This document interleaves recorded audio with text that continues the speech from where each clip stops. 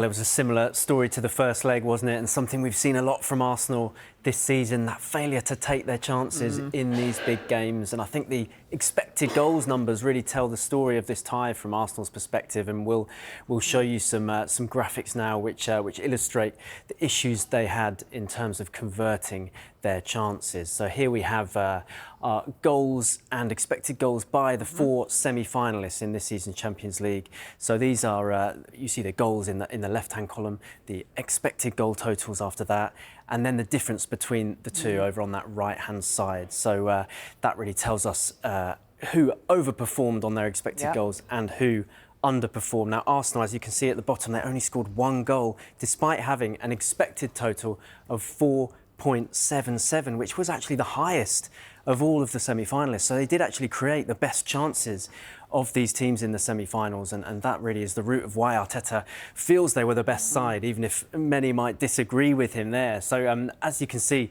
Inter were the ones who overperformed their expected goals. They actually scored 3.82 expected goals more than expected, but Arsenal at the other end of the scale there, minus 3.77 in terms of their expected goals to goals difference, and that really tells you how wasteful they were. Of course, we should say they are without a recognised striker at the moment, aren't they? No Kai Havertz, no Gabriel Jesus. They're having to use Mikel Merino up front. And the other factor against them, of course, last night, as Arteta said, was that they came up against the goalkeeper in absolutely sensational form in Donnarumma, and we can show you his numbers over the two legs as well, which really highlight how good he was. So he faced 9 shots on target by Arsenal over the two legs. He saved 8 of them, only the 1 goal conceded from an expected total of 3.09.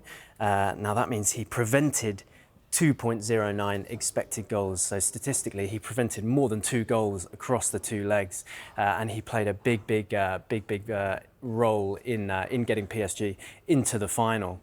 And we can visualise the shots he faced here in this graphic, and as you can see, only 1 goal conceded. The blue one there is the goal he conceded to Bukayo Saka last night, but the rest were all saved. So you see this one over in the corner here, that was the Odegaard chance, wasn't it? That was probably his best save of the lot. There's one up in the top corner here. That was the Bukayo Saka shot that he pushed over the bar. But generally, a lot of these shots were quite central. So again, it comes back to Arsenal's finishing. Could they have worked him more? Could they have made it more difficult for him by going to the corners? But they just weren't able to do it. And ultimately, it cost them in the tie.